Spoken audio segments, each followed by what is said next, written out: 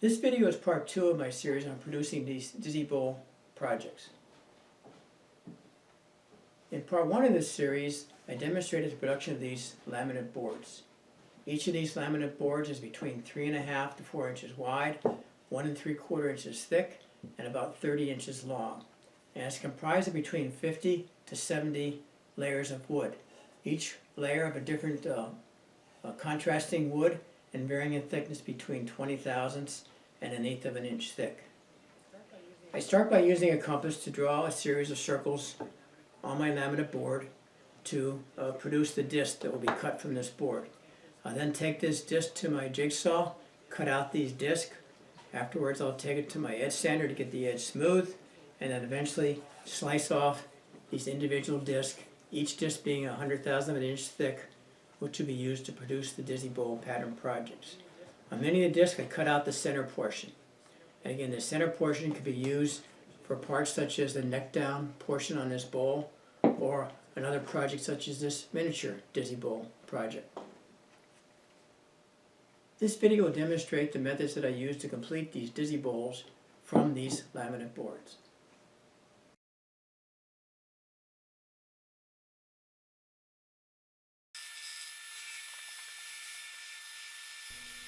I use the jigsaw to carefully cut out the disc from the laminate board.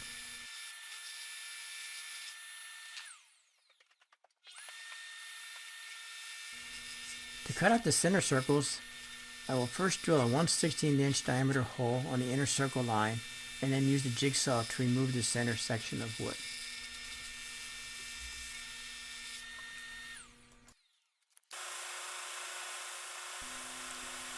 After the discs have been cut on the jigsaw, I sand the outside edges round on the edge sander to the middle of the marked lines.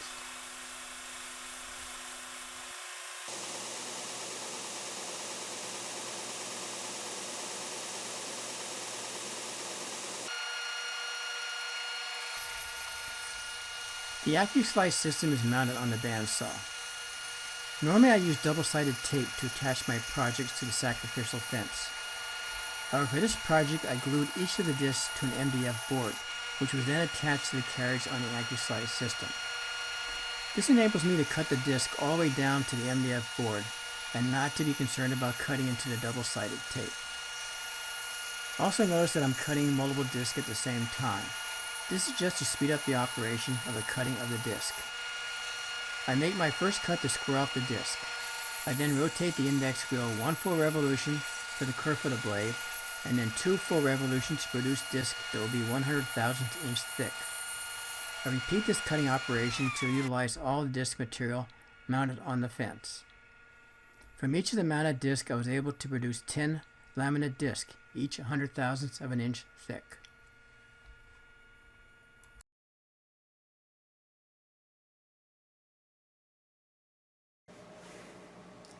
I began this project by designing my bowl in computer software, and the main package I use is the Woodturner Pro software. And I use the 3D design package to design the overall shape of my bowl, and then I transferred that data into the Woodturner Pro software to put my layers, each layer being 10,000 or 100,000 inch thick, to lay out my overall design of the project. And from this I can calculate or determine which of my discs fit the pattern so I don't have any wasted wood and make the maximum use of my wood in producing the bowl. The other package I use a SketchUp to design the angle of rotation. And when I'm making these bowls, the question is, how much of an angle do I make on my disc from one disc to the other? Is it 1 degree, 5 degrees, 10 degrees, just what it is. This first Dizzy Bowl I made, even though I didn't have a pattern, ended up being 7 degrees of rotation, which I think came out pretty well. So I'm going to repeat that for this project. So what I did is I laid out a disc here, and I noted lines on here at 7 degrees of rotation. And then what I can do is I can put my first disc with my yellow center band. This yellow band is my center of my disc. I can line that right on the line on the drawing. And then when I add the second layer on top, I line it with the 7 degrees of rotation, and when I do that, I can see that my yellow lines up right with the purple piece of wood right below it. So I can use that as an indication. Every disc will have that same amount of rotation of 7 degrees. It'll keep everything nice and accurate. The other thing I did in producing these discs, when I cut them off on my disc, even though this segmented board is symmetrical, in other words, the top and bottom are the same, there may be some slight variation between how it was glued, how it was clamped, maybe a little more glue in one section than the other. It may not be 100% exactly symmetrical. So I marked it one side of all my disc. And what I have on all my disc is a small mark, and that's this one edge of my laminate strip. So as I'm gluing up all these boards, every disc I'll put that orientation of that mark in the same position as I go along. Just keeps everything nice and symmetrical and make it as accurate as possible. I began the project by first of all making some jigs. And what these jigs are is I took some 3/4 inch plywood and I traced out the diameter of my disc on the plywood and then marked it off to give me 8 points to attach these 8-penny finishing nails. And I ground the heads off in these nails so they don't interfere with these discs going in and out. And on my drill press, I drilled holes just on the outside edge of that pattern, and I put these finishing nails in there. And what this disc does, it prevents these discs from slipping and sliding as you're gluing. So it gives you a nice straight pattern. They won't move on you as you're gluing. So it's just a glue-up jig for producing these glued-up layers. And there's enough room between each of these nails that I can stick a spring clamp in between to clamp it down. So that's why the spacing is that way. And I made also some thin plastic pieces to go on both the top and bottom. And what these do is they keep the layered disc from being glued to this plywood piece. I also made another jig. It only has 4 nails in it, and that's for my smaller discs to glue those up. In addition, I made some pieces here also to go in the center in case I want to put these in my press in the back, to put them in a press and clamp it as the glue is drying. So I'm not sure I'm going to use that, but I have it if I do need it. So I think we're about ready to get started here. I'm going to start gluing up some of these segmented discs. And my pattern here is, I have it all laid out here in the various layers. So my bottom layer, this is going to be my neck down here. Then I have my middle, and then going up. Just keep going up. So this is my entire pattern. I have enough disc here to make 2 bowls. So I'll make this first one at 7 degrees, and maybe I'll try a different angle for the second one. So now we're ready to start gluing up.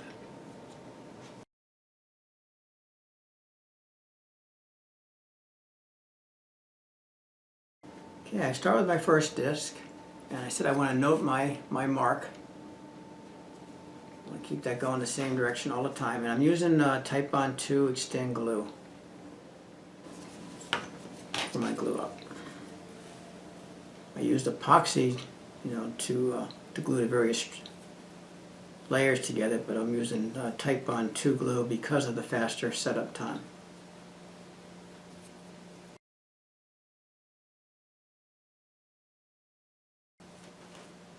I take my second disc, noting that same pattern with my marks.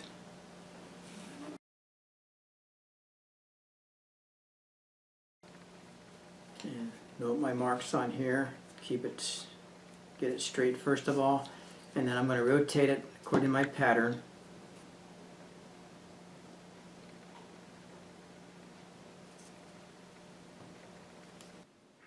Kind of center it right there, and then clamping it with some clamps.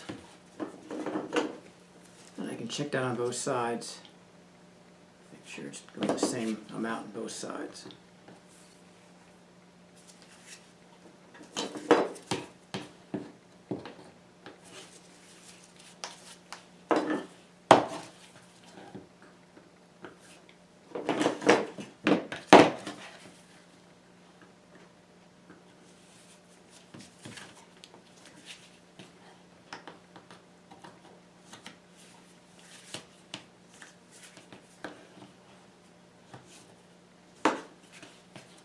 And then we'll let this set for like 2-3 minutes to let that glue set, and then add the second disc.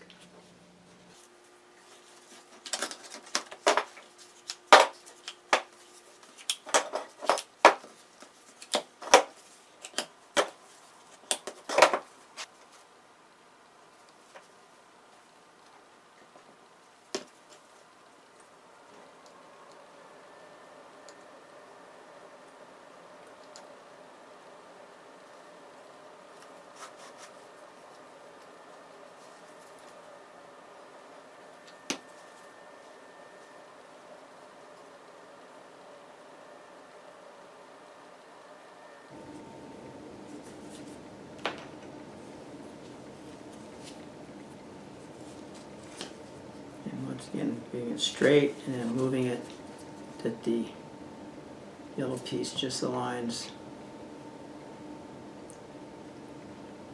with the purple piece.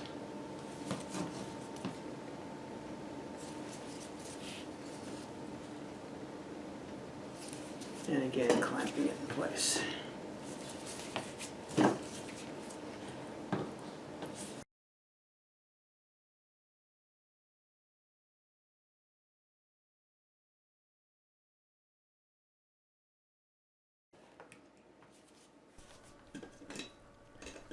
My preference is to glue 5 to 10 layers at a time, and then set that aside to dry thoroughly. Then I have a second jig which I'm using here to set up a second set of rings. And I usually do all my sets in usually 5 sets per ring. Let each set dry and set. Then after they're dry, I'll combine them together to make the final assembly. Okay, I have my glued up sections ready to go to the next step, and I did run these on the wire wheel to get rid of the major buildup of glue on the surface, and there's the light sanding to get rid of the glue marks off the surface of these.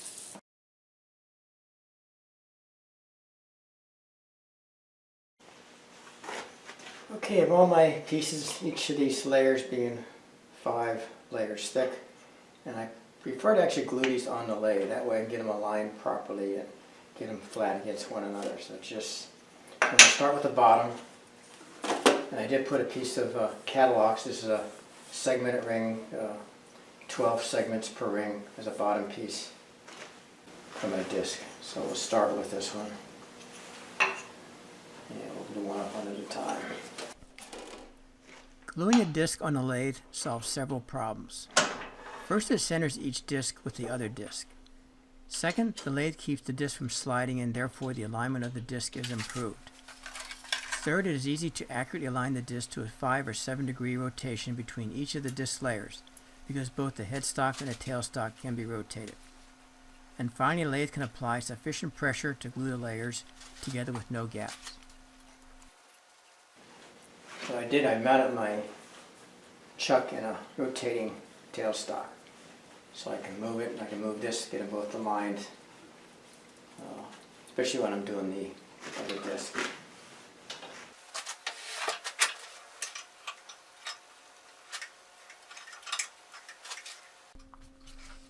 The glue discs are allowed to set for at least 10 minutes before gluing the next layer. I changed to a smaller chuck to enable the gluing of the smaller disc.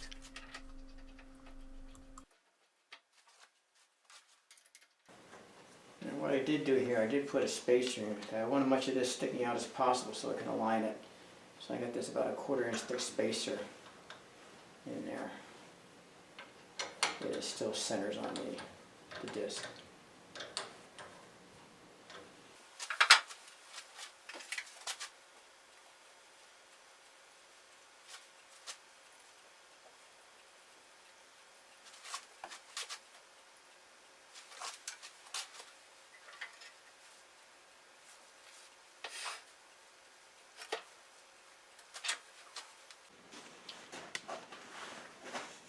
Okay, what I'm doing here is I'm aligning this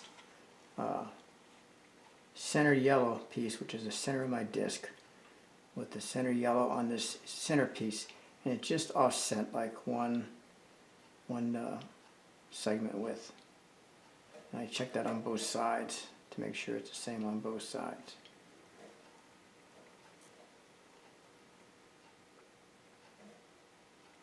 that'll keep my pattern here of the yellow pieces going in the same rotation.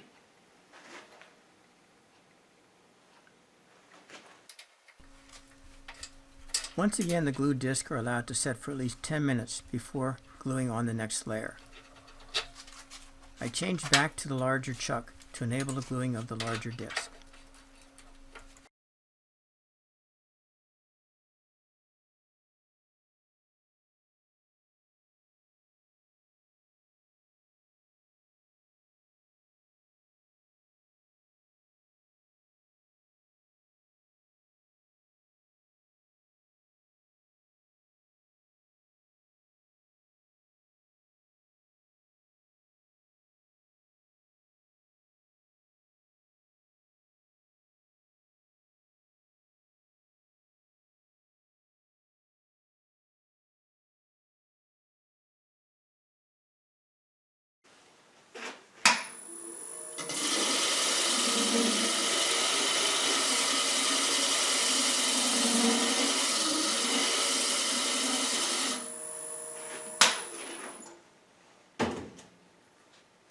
Okay, last I want to glue on 3 layers of black, white, black.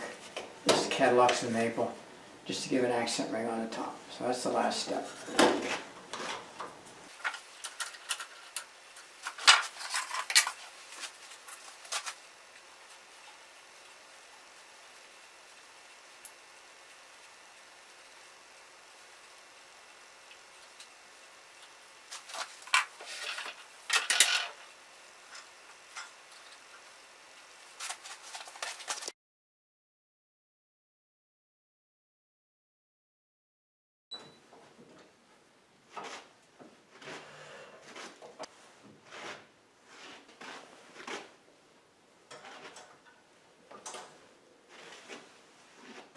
Yeah, I just moved the camera since I'm using the cage here for safety reasons. That's a little hard to see through it, so I moved the camera to a different angle.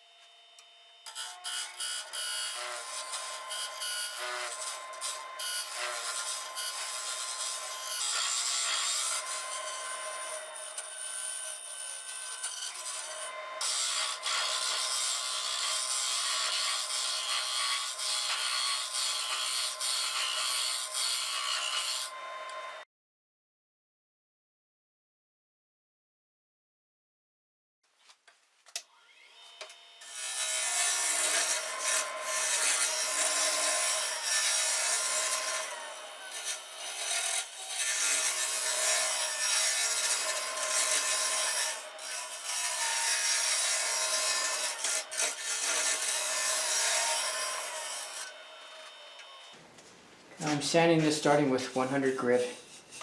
I probably could even start with 150 or even 100 grit, but a few rough spots inside I want to take out, so I'll just use a little bit coarser paper.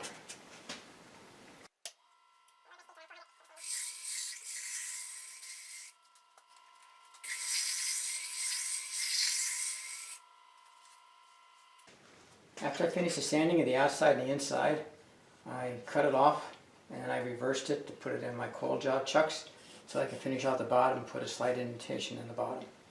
So I'll start on that next.